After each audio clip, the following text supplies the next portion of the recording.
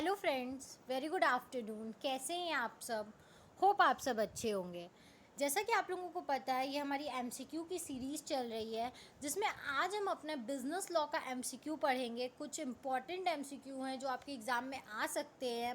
और जब आप एमसीक्यू फॉर्मेट में कोई भी चीज़ें पढ़ते हो तो आपकी चीज़ें कॉन्सेप्ट ज़्यादा क्लियर होती है और वो पॉइंट्स हमेशा आपके दिमाग में क्लिक करता है कि हाँ, ये इसका आंसर है। क्योंकि आपके एग्ज़ाम्स बहुत एमसीक्यू टाइप के भी होते हैं और अगर आपके एमसीक्यू टाइप के तो आपको ये एमसीक्यू सॉल्व करने में काफ़ी हेल्प होगा। तो आप देख सकते हैं ये हमारा बिजनेस लॉ का एमसीक्यू है। तो चलिए आइए हम अपना फर्स्ट एमसीक्यू देखते हैं। हमारा फर्स्ट एमसीक्यू क्या है? तो हमारा फर्स्ट एमसीक्यू है, an agreement not enforceable by law is said to be. एक ऐसा एग्रीमेंट जो लॉ के द्वारा इन्फोर्सेबल ना हो, ठीक है, उसको लॉ इन्फोर्स ना करती हो, तो उस टाइप के एग्रीमेंट को हम क्या कहते हैं? तो उस टाइप के एग्रीमेंट को हम लोग वॉइड कहते हैं, ठीक है, वॉइड एग्रीमेंट। ठीक है, तो जैसा कि मैंने, अगर आप मेरे लेक्चर्स या नोट्स देखोगे तो उसमें भी आपको मिल जाएगा, इस टाइप के एग्रीमेंट को हम लोग वॉइड एग्रीमेंट बोलते हैं। नेक्स्ट एमसीक्यू है हमारा, the contract act of 1872 was enacted on. ठीक है, जो कॉन्ट्रैक्ट एक्ट था 1872 वाला, उसको वो कब इनेक्ट हुआ था? ठीक है, तो वो कब इनेक्ट हुआ था? तो आप लोग बताइए, यहाँ पे 4 ऑप्शन दिए हैं, उसमें से आप बताइए वो कब इनेक्ट हुआ था। तो वो हमारा 25 अप्रैल 1872 को इनेक्ट हुआ था। ठीक है, मतलब जो कॉन्ट्रैक्ट एक्ट था वो कब बना था, कब इन्फोर्स किया गया था उसको? 25 अप्रैल 1872 को। ठीक है, तो हमारा नेक्स्ट जो है एमसीक्यू है वो क्या है? The agreement consist of reciprocal promises. ठीक है, एक ऐसा एग्रीमेंट जिसमें रेसिप्रोकल प्रोमिसेस हो, वो कितनी पार्टियों के बीच में होते हैं? एटलीस्ट हो गया, यहाँ पे लीस्ट नहीं है, एटलीस्ट, बिटवीन एटलीस्ट कितने पार्टीज होने चाहिए? तो इसका फर्स्ट ऑप्शन है 4 पार्टीज, 6 पार्टीज, 3 पार्टीज और 2 पार्टीज। कितने पार्टीज में होनी चाहिए कम से कम? तो इसका सही ऑप्शन है 3 पार्टीज। ठीक है, आइए मैं आपको इसका सही ऑप्शन दिखाती हूँ। इसका सही ऑप्शन है 3 पार्टीज। ठीक है, इसका जो रेसिप्रोकल प्रॉमिसेस जिसमें होते हैं, उस एग्रीमेंट को कम से कम 3 पार्टीज़ के बीच में होना ज़रूरी होता है। ठीक है, नेक्स्ट एमसीक्यू है हमारा, the remedy of compensation given in case of breach of contract. ठीक है, एक ऐसा रेमेडी कंपनसेट करने का, ठीक है, अगर आपने कॉन्ट्रैक्ट तोड़ा है, ठीक है, कॉन्ट्रैक्ट को ब्रीच किया है, तो आपको कंपनसेट किया जाएगा under which section of the Indian contract act. ठीक है, ऐसा किस सेक्शन, इंडियन कॉन्ट्रैक्ट एक्ट के किस सेक्शन में बोला गया है? ठीक है, तो आप सबको पता है ये सेक्शन, आपका पहला ऑप्शन है सेक्शन 73, सेक्शन 115, सेक्शन 79 और सेक्शन 69। तो ये किस कॉन्ट्रैक्ट में बोला, किस सेक्शन में बोला गया है? तो ये हमारा सेक्शन 73 में बोला गया है। ठीक है, नेक्स्ट एमसीक्यू है हमारा, एन ऑब्लिगेशन और promise in a contract is outstanding on the part of both the parties, it is known as. ठीक है, एक ऐसा ऑब्लिगेशन या प्रॉमिस जो कि एक कॉन्ट्रैक्ट में बचा हुआ हो, ठीक है, दोनों पार्टीज़ की तरफ से, ठीक है, एक प्रॉमिस किया गया हो, is an outstanding on the part of the both the parties, उस टाइप के को हम लोग क्या बोलते हैं? ठीक है, उस टाइप के कॉन्ट्रैक्ट को हम लोग कौन सा कॉन्ट्रैक्ट बोलते हैं? Executed contract, bilateral contract, tacit contract या वॉइडेबल कॉन्ट्रैक्ट। ठीक है, तो आप सबको इसका आंसर पता है। जब 2 पार्टीज के बीच में कोई ऑब्लिगेशन या प्रोमिसेस ली जाती हैं, ठीक है, उसको रखी जाती हैं, ड्यू होती हैं, तो उसको हम लोग बायलैटरल कॉन्ट्रैक्ट बोलते हैं। नेक्स्ट है हमारा, the third essential element of a valid contract is the presence of. ठीक है, तीसरा सबसे इम्पॉर्टेंट एसेंशियल एलिमेंट किसी भी वैलिड कॉन्ट्रैक्ट का, ठीक है, वैलिड कॉन्ट्रैक्ट का, तो वो क्या होता है? प्रेजेंस। किस चीज़ की प्रेजेंस होनी चाहिए? कंसिडरेशन की, कैपेसिटी ऑफ पार्टीज़ की, कंसेंट की या एक्सेप्टेंस की। तीसरा इम्पॉर्टेंट एलिमेंट क्या होता है? तो थर्ड इम्पॉर्टेंट एलिमेंट हमारा क्या होता है? कंसिडरेशन। ठीक है, consideration is the third most important element of valid contract. ठीक है, इसका प्रेजेंट होना बहुत ज़रूरी है। नेक्स्ट हमारा क्या है? There are essential ingredients of a contract. ठीक है, कितने एसेंशियल मतलब कितने ज़रूरी इंग्रेडिएंट्स होते हैं किसी भी कॉन्ट्रैक्ट के, कितने ज़रूरी इंग्रेडिएंट्स होते हैं। ठीक है, एक कॉन्ट्रैक्ट में कितने एसेंशियल इंग्रेडिएंट्स होते हैं? 2, 3, 4 या 5। ठीक है, तो आपको बताना है इसका आंसर। इसका आंसर क्या है? इसका आंसर है 3। ठीक है, किसी भी कॉन्ट्रैक्ट में 3 इम्पॉर्टेंट इंग्रेडिएंट्स होते हैं किसी भी कॉन्ट्रैक्ट के। ओके, नेक्स्ट है हमारा by words and by conduct are ways of. ठीक है, ये किसके वेज है? बाय वर्ड्स, अगर आप कोई चीज़ें वर्ड्स, बाय वर्ड्स या बाय कंडक्ट लगाते हो तो क्या किस चीज़ का तरीका है? ठीक है, are the ways of an express offer, an implied offer, a general offer या स्पेशल ऑफर। ठीक है, तो जैसा कि हम सब लोग जानते हैं एक एक्सप्रेस ऑफर का तरीका होता है। ठीक है, आप एक ऑफर को क्या कर रहे हो? एक्सप्रेस कर रहे हो। एक एक्सप्रेस ऑफर का तरीका होता है ये। तो इसका सही ऑप्शन क्या है? First, an express offer. फिर नेक्स्ट MCQ है हमारा, an advertisement to pay reward to anyone who traces the missing boy of the advertiser is. ठीक है, एक एडवर्टाइजमेंट टू पे रिवॉर्ड। ठीक है, कि आप उसको रिवॉर्ड दोगे अगर कोई ये मिसिंग लड़के को ढूंढेगा, तो वो एडवर्टाइज़र क्या है, किस तरीके का है? ठीक है, एक्सप्रेस ऑफर, वो ऑफ़र दे रहा है आपको, इम्प्लाइड ऑफर, जनरल ऑफर या काउंटर ऑफर, तो वो किस तरीके का ऑफर आपको दे रहा है? तो सब लोग जान रहे एक मिसिंग बॉय है, वो एक बार खोया है, उसको एक बार आप ढूंढ के, तो एक तरीके का जनरल ऑफर है। ठीक है, कि कोई भी ढूंढ के लाएगा तो किसी को भी वो रिवॉर्ड दिया जाएगा। तो answer is general offer.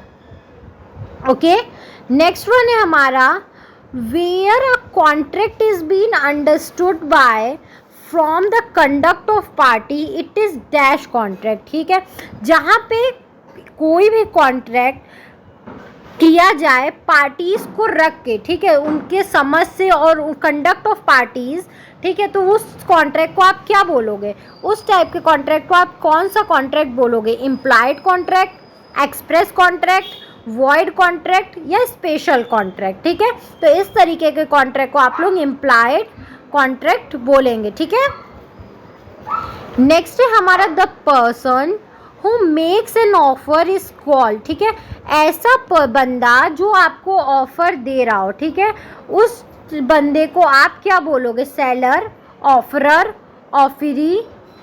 Next option है प्रोमिसी। ठीक है, तो इसका आंसर तो सुन के ही पता चल रहा होगा, जो आपको ऑफर दे रहा है तो उसको आप क्या बोलोगे? ऑफरर। ठीक है, ऑफरर ही बोलते हैं। जो भी बंदा अगर आपको किसी भी चीज़ का ऑफर दे रहा है तो उस टाइप को हम लोग क्या बोलते हैं? ऑफरर ही बोलते हैं। नेक्स्ट MCQ है हमारा, under section 2B if the person to whom the proposal is made signifies his assent, the proposal is said to have been। ठीक है, सेक्शन 2B बोलता है कि अगर जिस पर्सन के लिए आप प्रपोजल बना रहे हो, ठीक है, तो उसकी एसेंट की ज़रूरत है, तो उस टाइप के प्रपोजल को हम लोग क्या बोलेंगे? ठीक है, एक्सेप्टेड, एग्रीड, कंडीशनली, ऑफर। ठीक है, ऑफकोर्स ही बात है, जब वो क्या कर दिया, अपना एसेंट उस प्रपोजल पे दे दिया, तो उसको हम लोग क्या बोलेंगे? Accepted proposal. ठीक है, कि उसने एक्सेप्ट कर लिया, उसने अपना एसेंट दे दिया हमारे प्रपोजल पे। तो इसका राइट आंसर क्या है? Accepted proposal. ओके, नेक्स्ट हमारा क्या है? नेक्स्ट हमारा MCQ है number 13, dash is the price for which the promises of the other is bought. ठीक है, वो प्राइस जिससे क्या हो, आप प्रॉमिस की हो कि खरीदोगे, एंड द प्रॉमिस दस give for value is enforceable. ठीक है, और आपको अब क्या है, आपको वो वैल्यू देना ही, आप पे वो इन्फोर्सेबल है। ठीक है, तो उसको आप लोग क्या प्राइस बोलोगे? कौन सा प्राइस उसको बोलते हैं? कंसिडरेशन, प्रिविटी, पेमेंट या रिनंसिएशन, तो ऑफकोर्स ही बात है उसको हम लोग कंसिडरेशन बोलेंगे। आप इससे प्रॉमिस कर चुके हो कि अगर मैं 20,000 में कोई सामान आपसे खरीदूंगी तो ऑफकोर्स ही बात है आपको 20,000 उसको पे करना ही होगा, इसको हम लोग बोलते हैं कंसिडरेशन। नेक्स्ट MCQ है हमारा, the general rule is that an agreement without consideration is, ठीक है। जनरल रूल हमारा क्या बोलता है कि अगर आप कोई भी एग्रीमेंट किस विदाउट कंसिडरेशन करते हो, ठीक है, क्योंकि कंसिडरेशन एक इम्पॉर्टेंट एलिमेंट होता है, अगर आप कोई भी एग्रीमेंट विदाउट कंसिडरेशन करते हो तो उसको क्या बोलेंगे, उसको वैलिड बोलेंगे, valid agreement, void agreement, enforceable by law या नन ऑफ द अबव। तो ऐसे एग्रीमेंट को हम लोग वॉइड एग्रीमेंट बोलते हैं, ठीक है, जो कंसिडरेशन के बिना हुआ हो। नेक्स्ट MCQ है हमारा, the term consideration in legal term is defined in, ये जो कंसिडरेशन वर्ड है इसको लीगल टर्म्स में किस सेक्शन में डिफाइन किया गया है, section 2A, section 2B, section 2C या सेक्शन 2D। तो ये हम लोग सब लोग जानते हैं कि इसको सेक्शन 2D के अंदर क्या किया गया है, इसको लीगल दर्जा मिला हुआ है कंसिडरेशन को, ठीक है, इसको इसकी लीगल वैलिडिटी सेक्शन 2D से आती है। नेक्स्ट MCQ है हमारा, the consideration must be dash and lawful, ठीक है, एक कंसिडरेशन की ज़रूरी है कि वो डैश और लॉफुल हो। तो डैश की जगह क्या आएगा, मनी, इक्वल, कंडीशनल या रियल। तो ऑफकोर्स ही बात है कोई भी कंसिडरेशन रियल और लॉफुल होना चाहिए, मतलब सही और कानूनी तौर से होना चाहिए, ठीक है। नेक्स्ट MCQ हमारा क्या है, dash is not a part of exemption to the contract without consideration is void, dash is not a part of exemption to contract without consideration is void, ठीक है। ऐसा कौन सा पार्ट है, ठीक है, इसमें ऐसा कौन सा पार्ट है, क्या होगा यहाँ पे, क्या चीज़ एग्जेम्प्टेड नहीं होता है अगर आप विदाउट कंसिडरेशन या वॉइड कॉन्ट्रैक्ट करते हो तो, ठीक है। Love and affection, charity, time buried डेब्ट या सोशल एग्रीमेंट, ठीक है। तो यहाँ पे आंसर आएगा हमारा social agreement. Social agreement is not a part of exemption, ठीक है। अगर आप कोई भी कॉन्ट्रैक्ट विदाउट कंसिडरेशन या वॉइड कॉन्ट्रैक्ट करते हो तो उसमें सोशल एग्रीमेंट कभी भी एग्जेम्प्टेड नहीं होगा, ठीक है। नेक्स्ट MCQ है हमारा, capacity to contract provided in, ठीक है, कॉन्ट्रैक्ट कैपेसिटी कॉन्ट्रैक्ट में कहाँ प्रोवाइड, किस सेक्शन में प्रोवाइड किया गया इस टर्म को, सेक्शन 13 में, सेक्शन 12 में, सेक्शन 10 में या सेक्शन 14 में। तो इस कैपेसिटी टर्म को सेक्शन 11 में क्या किया गया है, हमारे डिफाइन किया गया है अच्छे तरीके से। नेक्स्ट MCQ है हमारा, when the consent of a party is not free, ठीक है, अगर किसी पार्टी का कंसेंट जो है वो फ्री नहीं है तो उस कॉन्ट्रैक्ट को हम लोग कौन सा कॉन्ट्रैक्ट बोलेंगे, ठीक है, void contract, voidable contract, valid contract या इलीगल कॉन्ट्रैक्ट, ठीक है। तो ऐसे को हम लोग बोलेंगे वॉइडेबल कॉन्ट्रैक्ट, ठीक है, जिसमें पार्टी का कंसेंट क्या हो, फ्री ना हो। नेक्स्ट MCQ है हमारा, the situation where an individual uses the position to obtain an unfair advantage over the other, एक ऐसी सिचुएशन जहाँ पे कोई इंडिविजुअल क्या हो, अपने पोजीशन से किसी मतलब एडवांटेज ले रहा हो, ठीक है, किसी और का फ़ायदा उठा रहा हो, तो उसको क्या बोलेंगे, other is misrepresentation, under influence, undue influence, void contract या कोअर्शन। तो ऑफकोर्स ये बात है इसको हम लोग अनड्यू इन्फ्लुएंसी बोलते हैं, ठीक है। नेक्स्ट MCQ है हमारा, as per the Indian contract law which of the following is not a vitiating factor for free consent, ठीक है। इंडियन कॉन्ट्रैक्ट लॉ के अकॉर्डिंग इसमें से कौन सा फ्री कंसेंट का एक फैक्टर, विटिएटिंग फैक्टर नहीं है, ठीक है। Mistake of law, mistake of fact, fraud या कोअर्शन, ठीक है। तो इसमें है mistake of law, free concern का विएटिंग फैक्टर एक नहीं है, ठीक है। नेक्स्ट MCQ हमारा क्या है, which section of the Indian contract act defines free consent, ठीक है। इंडियन कॉन्ट्रैक्ट एक्ट का ऐसा कौन सा सेक्शन है जो फ्री कंसेंट को क्या करता है, डिफाइन करता है। सेक्शन 10, सेक्शन 13, सेक्शन 14 और सेक्शन 25। तो ऑफकोर्स ये बात है, सेक्शन 14 के अंदर हमारा फ्री कंसेंट को क्या किया गया है, डिफाइन किया गया है। नेक्स्ट एमसीक्यू है हमारा, free consent is dash element for contract, ठीक है। फ्री कंसेंट कौन सा एलिमेंट है किसी भी कॉन्ट्रैक्ट का, एक एसेंशियल एलिमेंट है, ठीक है, डिस्क्रिशनल है, एक्सेप्शनल है या नन ऑफ द अबव है, ठीक है। डिस्क्रिशनल, एक्सेप्शनल या नन ऑफ द अबव। तो इसका आंसर है एसेंशियल, ठीक है। वो एक बहुत इंपॉर्टेंट पार्ट होता है किसी भी कॉन्ट्रैक्ट का। नेक्स्ट एमसीक्यू है हमारा, promissory staples is sometimes spoken for a substitute for, ठीक है।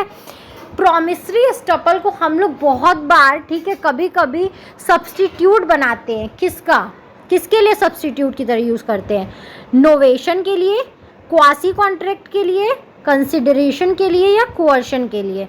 तो हम लोग जो क्वासी कॉन्ट्रैक्ट होता है उसके लिए हम लोग कभी कभी promissory staples को सब्सटीट्यूट की तरह यूज़ करते हैं। नेक्स्ट लास्ट हमारा एमसीक्यू है, quasi contract is dash contract, ठीक है। क्वासी कॉन्ट्रैक्ट किस तरीके का कॉन्ट्रैक्ट होता है, वॉइड, वैलिड, वॉइडेबल और इलीगल, ठीक है। तो ये वैलिड कॉन्ट्रैक्ट होता है, ठीक है। क्वासी कॉन्ट्रैक्ट हमेशा वैलिड कॉन्ट्रैक्ट होता है। तो आई होप आपको ये 25 इंपॉर्टेंट एमसीक्यू अच्छे से समझ में आए होंगे। मैं बहुत जल्दी कोशिश करूँगी कि मैं इसके और भी पार्ट्स कम से कम 100 एमसीक्यू पर सब्जेक्ट से कंप्लीट कर दूँ। लेकिन अगर आपको यहाँ तक कहीं भी कोई भी प्रॉब्लम है तो आप मुझे कमेंट सेक्शन में कमेंट करके पूछ सकते हैं। Thank you very much for watching my video and do like, subscribe and share my channel. आपको इस सब्जेक्ट या किसी भी सब्जेक्ट के नोट्स परचेस करने हो तो आप मेरा डिस्क्रिप्शन बॉक्स चेक कर सकते हैं। Thank you.